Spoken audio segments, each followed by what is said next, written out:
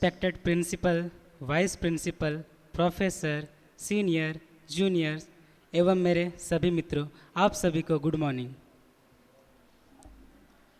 तो जैसे कि हम सब जानते हैं हर शनिवार सेमिनार होता है, वैसे आज सेमिनार होने जा रहा है जो कि बीपीए फोर्थ ईयर की स्टूडेंट, वोकल स्टूडेंट आज करने जा रहे हैं।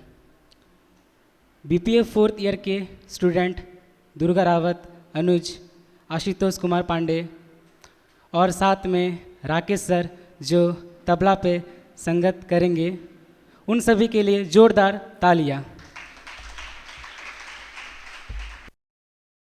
सभी को सुप्रभात। हम बीपीए फोर्थ ईयर के स्टूडेंट्स आज एक टॉपिक पर थोड़ा डिस्कस करके उसके बारे में जानेंगे। हमारा छोटा सा सिलेबस यहाँ पे लिखा हुआ है, अबाउट ले मीन्स ताल। तो थोड़ा सा हम पहले ताल के बारे में जानेंगे, उसके बाद ताल के प्रकारों में हम एक प्रस्तुति देंगे। अच्छा, किसी को पता है ताल लय क्या होता है? लय कोई बता सकता है? और स्पीड तो तेज भी हो सकती है।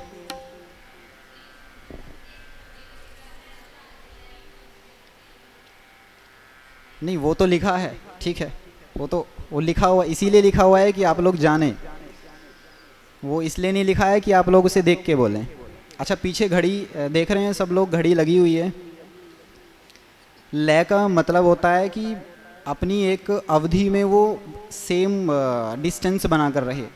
अब घड़ी वहाँ पे चल रही है तो वो टिक टिक टिक, वो बराबर डिस्टेंस दे रही है, वो टिक टिक टिक टिक टिक टिक टिक टिक ऐसे ही नहीं कर रही है। उसकी एक लय है, उसका एक डिस्टेंस है जो वो बराबर करता जा रहा है। सेम चीज़ हमारा गायन में भी होता है और डांस में भी होता है। हम बिना रिदम के, बिना लय के हम कुछ नहीं कर सकते, वो बहुत अधूरा लगेगा। अब अगर हम बोलते हैं तो अगर मैं कुछ बोल रहा हूँ तो वो एक लय में बोल रहा हूँ। अब मैं ऐसे नहीं बोल रहा हूँ कि मैं बोल रहा, वो लय गड़बड़ है, उस चीज़ में कोई भी लय नहीं है, ताल नहीं है।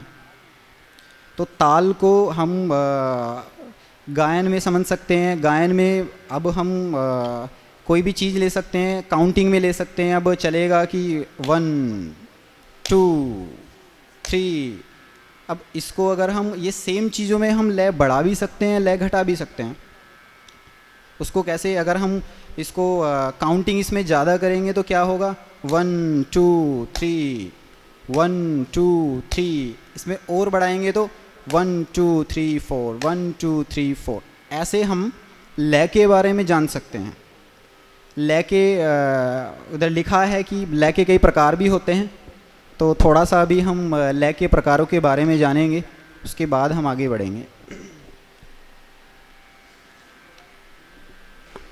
सुप्रभात सभी को। जैसा कि आप लोग देख रहे हैं यहाँ पे लिखा हुआ है, लय के 3 प्रकार होते हैं। आप लोग को ये बात पहले से पता था? किसी को पता था? बहुत बढ़िया। और डांस के हैं तो आप लोग को पता भी होना चाहिए, है ना, क्योंकि सारा डांस तो उसी पे है, लय पे ही है।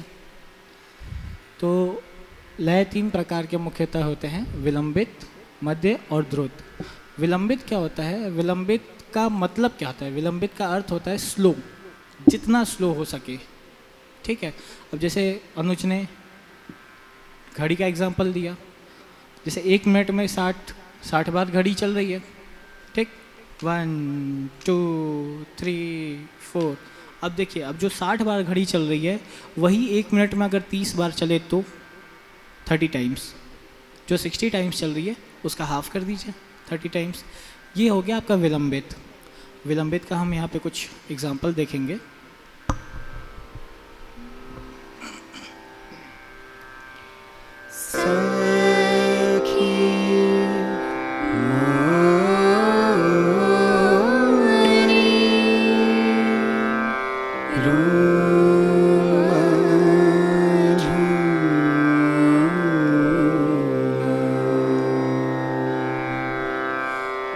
हम लोग अक्सर विलंबित में बड़ा ख्याल गाते हैं, तो ये आपके सामने एक झपताल के अंतर्गत बड़ा ख्याल प्रस्तुत था, एक लाइन का, ये विलंबित के अंतर्गत था। अब आते हैं हम मध्य में। मध्य क्या होता है? मध्य लय किसी को पता है?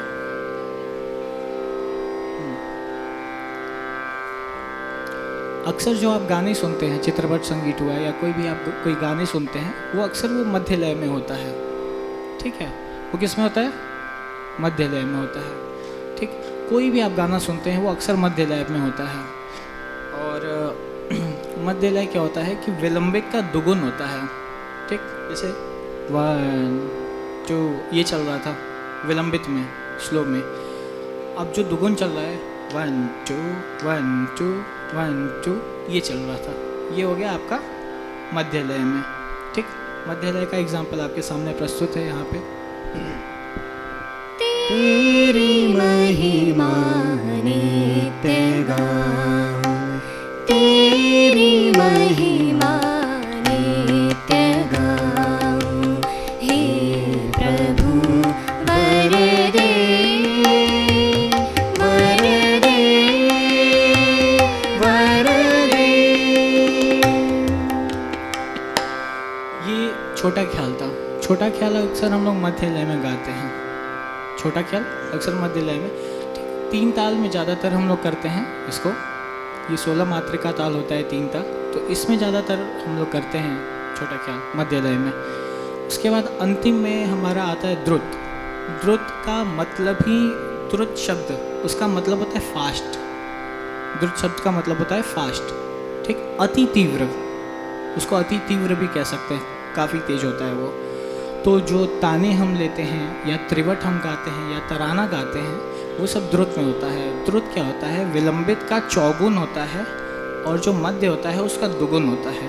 मध्य का दुगुन और विलंबित का चौगुन, ये होता है आपका द्रुत। तो इसमें त्रिवट आपके सामने एक छोटा सा पेश करते हैं हम।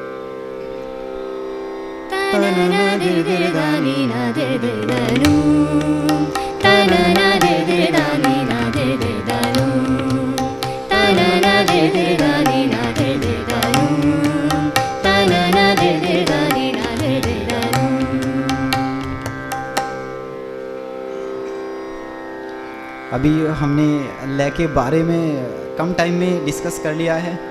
अब इसका फ़ायदा ये होता है कि अगर हम विलंबित लय के गाने या बड़ा ख्याल उसमें गाते हैं तो उसका फ़र्क मध्य लय में पड़ता है। अगर किसी स्वरों पे हम ज़्यादा खिंचाव या ज़्यादा टाइम देते हैं तो वो मध्य लय में वो चिपक चिपक के वो ब्यूटी आती है। और उसी चीज़ को अगर हम मध्य लय से थोड़ा द्रुत की तरफ ले जाएं तो वो हम बहुत फास्ट गाते हैं। जैसे अभी हमने गाया, तो जो हम विलंबित में करते हैं सेम चीज़ वो द्रुत में होगा, लेकिन वो चिपक चिपक के और वो ब्यूटी देगा, वो बिखरा बिखरा वो नहीं लगेगा। और हम अगर कोई बॉलीवुड गाने गाते हैं, गज़ल गाते हैं या और भी कुछ भी गाते हैं, तो उन सारी चीज़ों में इस चीज़ का बहुत ज़्यादा काम होता है। विलंबित हर जगह काम देगा, वो लगेगा गानों में वो भरावट आएगी, भरावट आके वो ब्यूटी बढ़ाएगा और वो सुनने में बहुत अच्छा लगेगा। इसी के लिए अभी हम इन तीनों लय में विलंबित, मध्य लय और एक त्रिवट आपके सामने प्रस्तुति देने जा रहे हैं राग दरबारी में।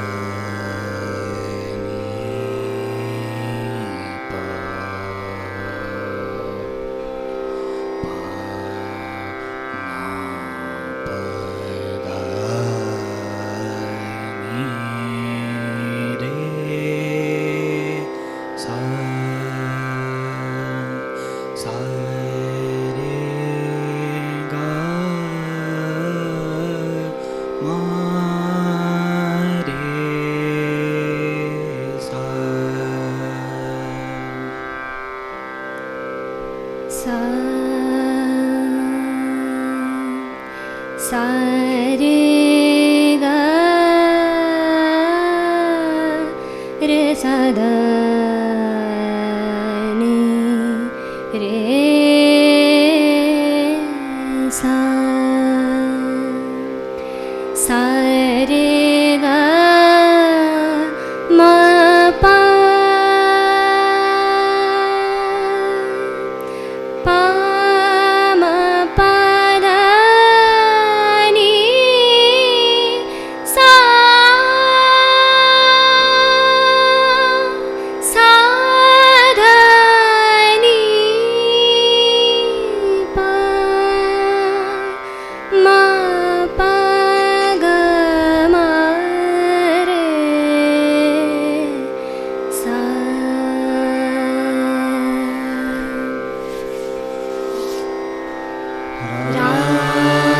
रामा के दर बार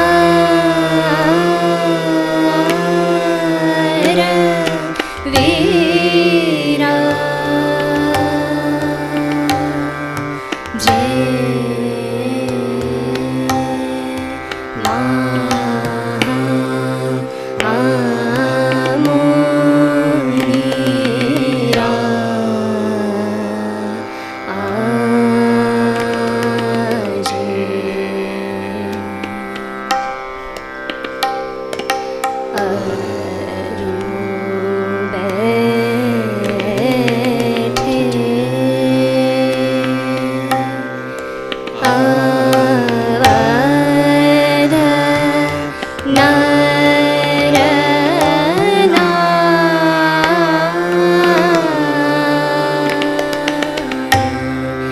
रामा के दर रामा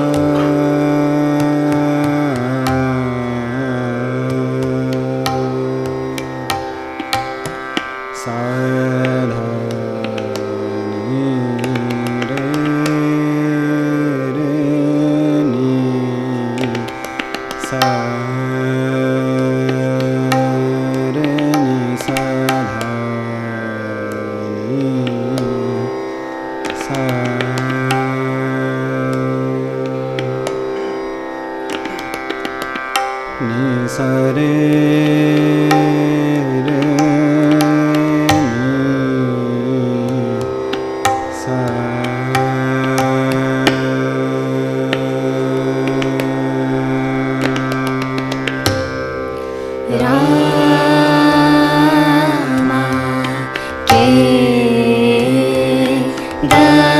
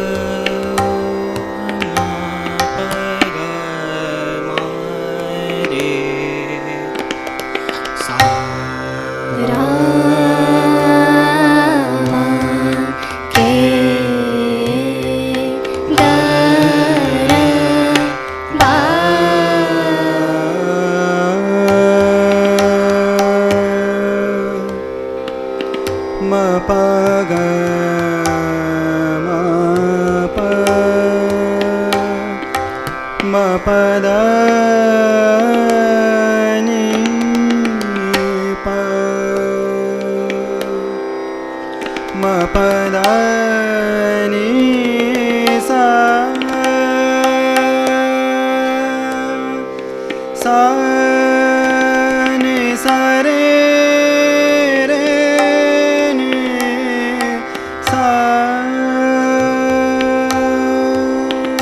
सा ध नि सा चारों वेद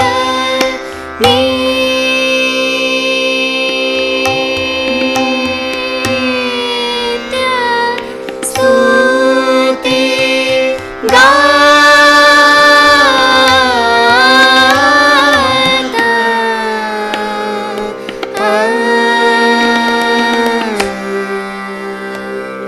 सोहे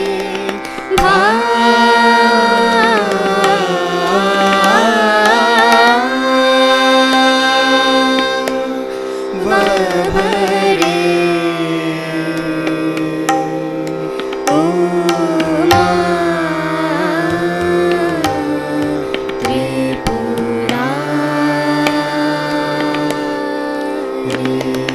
चारों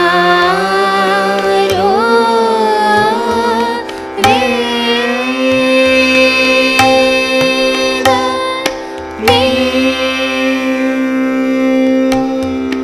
सा ध नि प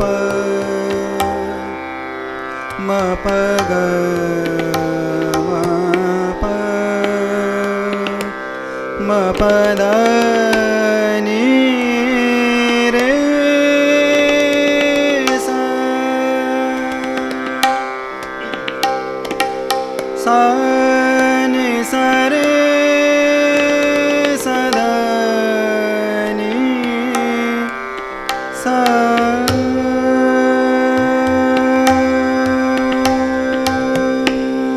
ध नि सा चारों वेद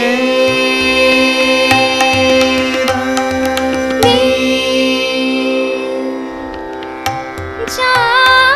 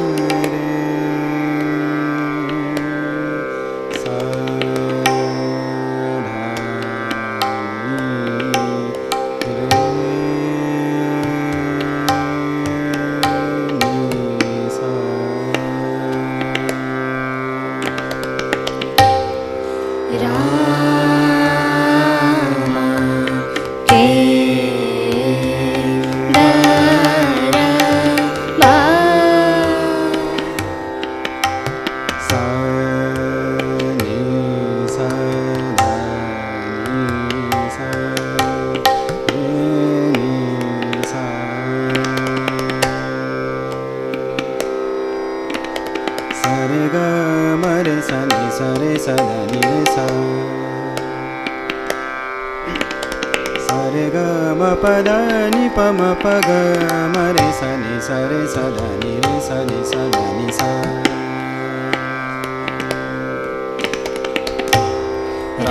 राम के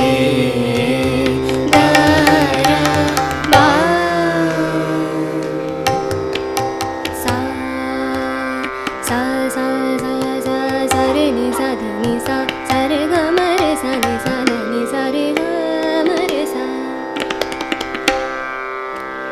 सा रे ग म प ध नि प म प ग म रे सा सा नि ध नि सा रे ग म रे सा नि सा ध नि सा प म प ग म रे सा नि सा रे ग म रे सा ग म रे सा नि सा रे सा ध नि सा रे ग म रे सा सा राम के दरबार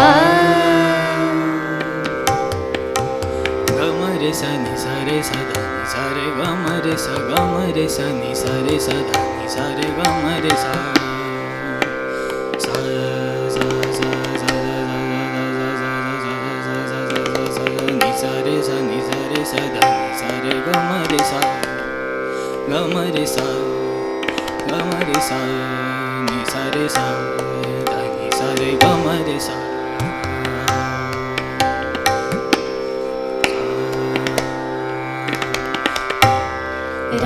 राम के दरबार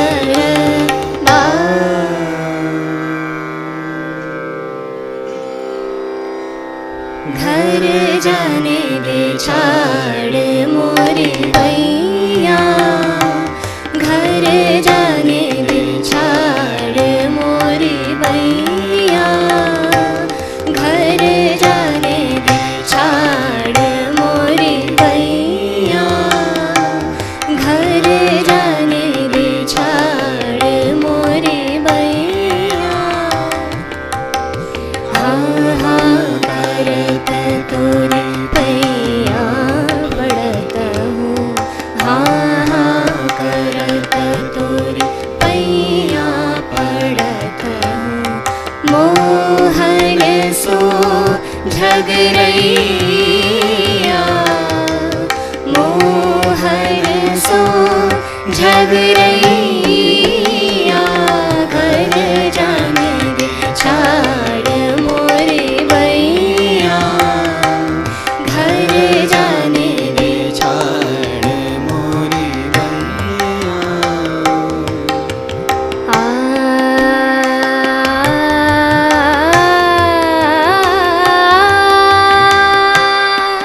आ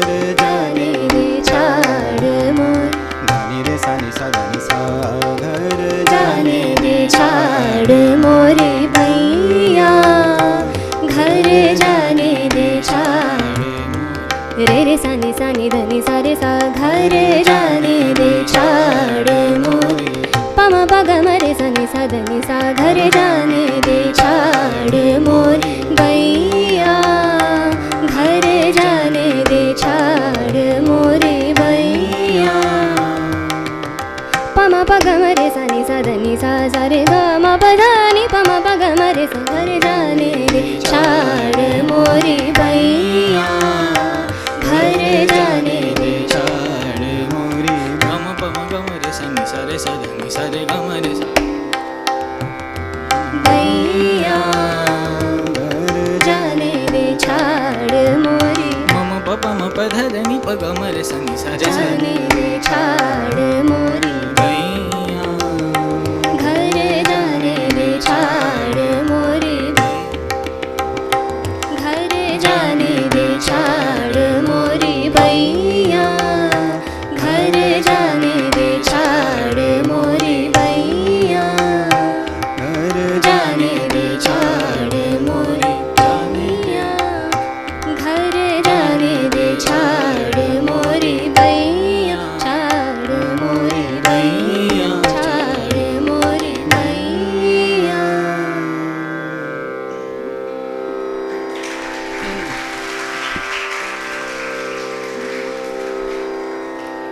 तना ना दे दे दानी ना दे दे दानू तना ना दे दे दानी ना दे दे दानू तना ना दे दे दानी ना दे दे दानू तना ना दे दे दानी ना दे दे दानू दे रे तननू तननू तन तननू दे रे तननू तननू तन तननू दे दे दे दे दे दे दे दे दे तना दे दे दे दे दे दे दे दे तना तना ना दे दे दानी ना दे दे दानू तना ना दे दे दानी ना दे दे दानू तना ना दे दे दानी ना दे दे दानू तना ना दे दे दानी ना दे दे दानू धिति रिति लाला तना ना दे दे दानू तना धिति रिति लाला तना ना दे दे दानू नि सा रे सा धा नि प म प ग म रे सा नि सा रे सा धा नि प म प ग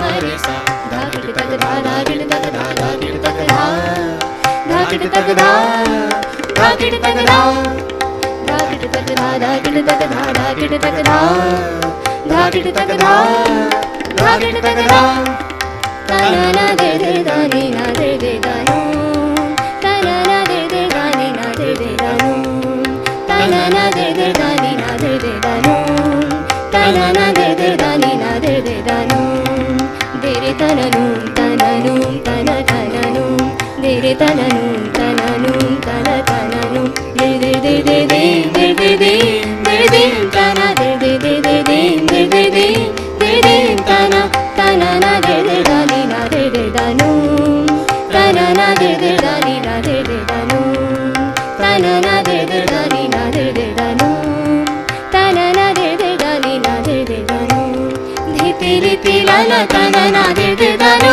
तना धिति रिति लाला तना ना दे दे दानू नि सा रे सा धा नि प म प ग म रे सा नि सा रे सा धा नि प म प ग म रे सा धा गिट तक धा धा गिट तक धा धा गिट तक धा धा गिट तक धा धा गिट तक धा धा गिट तक धा धा गिट तक धा धा गिट तक धा धा गिट तक धा धा गिट तक धा तना ना दे दे दानी ना दे दे दानू तना ना दे दे दानी ना दे दे दानू तना ना दे दे दानी ना दे दे दानू तना ना दे दे दानी ना दे दे दानू दे रे तननू तननू तन तननू दे रे तननू तननू तन तननू दे दे दे दे दे दे दे दे दे दे तना दे दे दे दे दे दे दे दे दे तना तना ना दे दे दानी ना दे दे दानू तना ना दे दे दानी ना दे दे दानू तना ना दे दे दानी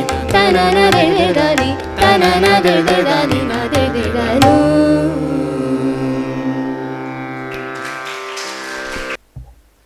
वाह, क्या अद्भुत प्रस्तुति थी। एक बार फिर से जोरदार तालियां।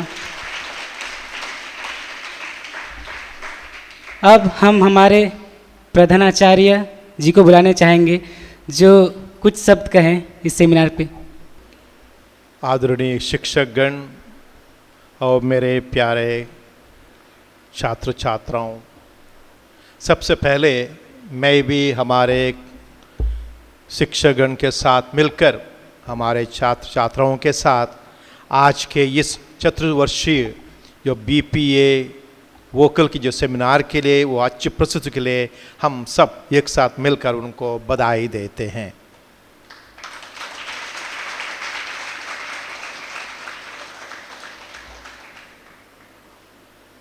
हम भी दरबारी राग के प्रेमी हैं। गाना सुनने के लिए मुझे भी अच्छा लग रहा था। पिछले 3 सप्ताह में जो हम लोगों ने सेमिनार यहाँ प्रस्तुत किए, वो सब आंखों के देखने लायक थे। जो सुंदर प्रस्तुति, जो डांस भरतनाट्यम की थे, और हमारी जो आंखों की जो भूख जो है वो मिटाते थे। आज वो हमारे कान की जो गानों के द्वारा अच्छा लग रहा था सुनने के लिए, और इसके लिए हम भी शुक्रगुजार हैं, आभारी हैं। हर एक संगीत में, जैसा कि आप जानते होंगे, स्वर, राग, ताल, बंदिश, अलंकार या सुरचना, जो सब कुछ ये उसमें तत्व होते हैं। और आज के इस प्रस्तुति से हम लोगों ने यही सीखा कि ये सब कैसे इन तत्वों का मिलन होता है या मिलाया जाता है, या एक साथ सम्मिश्रण हो जाता है, या मिश्रण होकर हमारे सामने प्रस्तुत किया जाता है।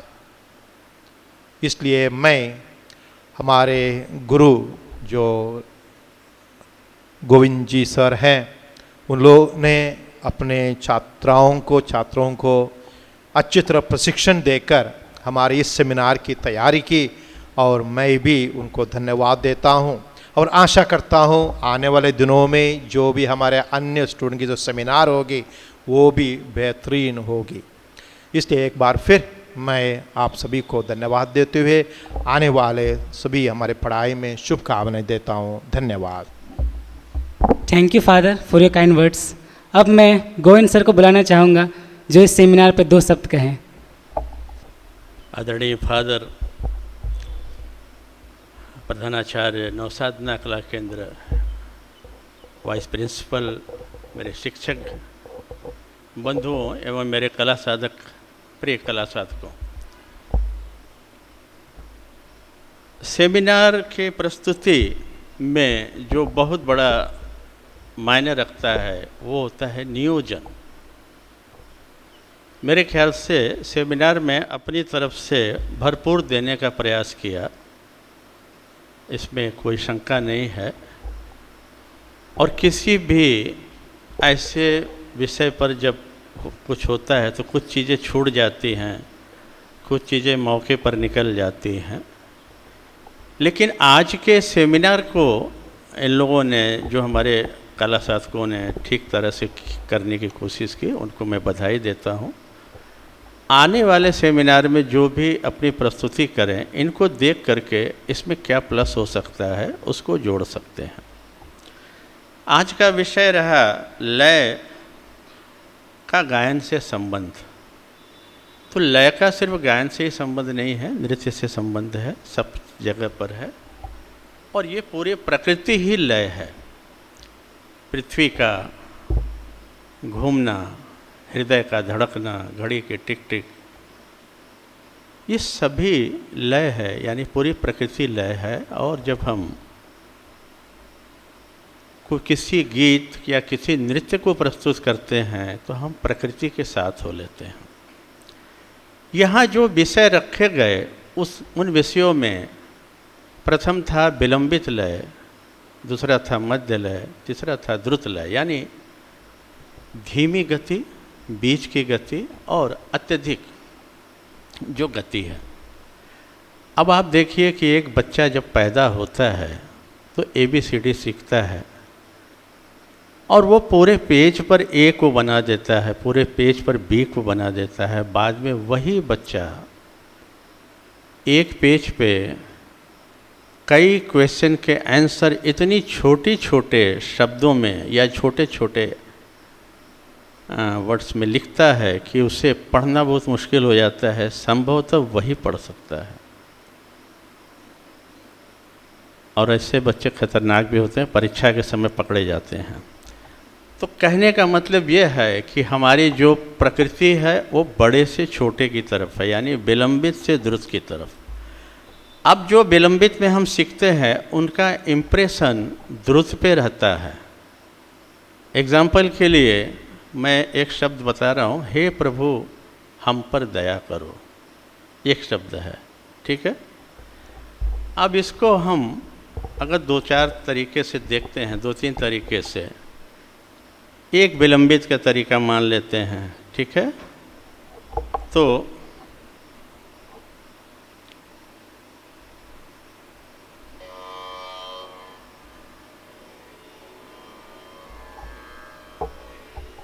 हे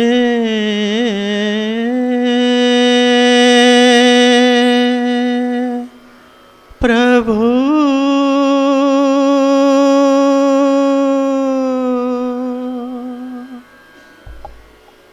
हम पर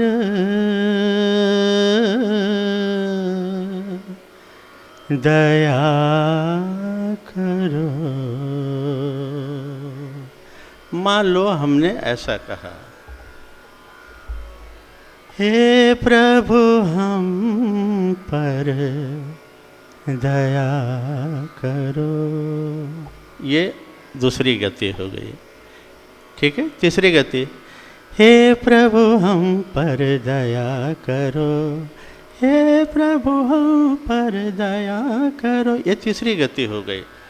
तो पहली गति में जिन चीज़ों का प्रयोग किया गया था उसी का रूप धीरे धीरे छोटेपन की तरफ चिपकता है।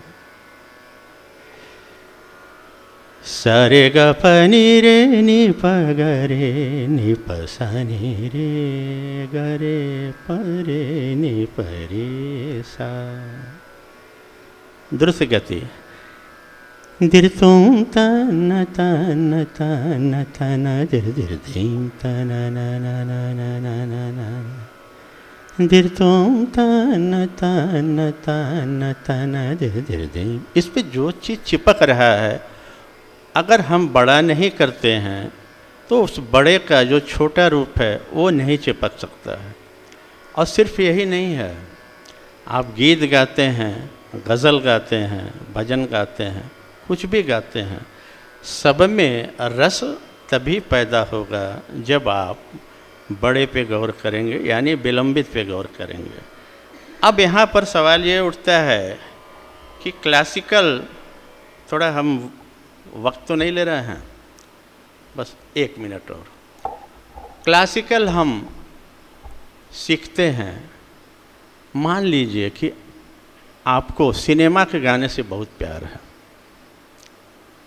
लेकिन यही सिनेमा के गाने अगर कोर्स बना दिए जाएं तो आपको शायद याद करने में मुश्किल हो जाएगा। पेपर कैसे आएंगे? 1995 में लता जी का सुपरहिट गाना कौन सा था? अब आप घबराने लगेंगे। पेपर कैसे आएंगे?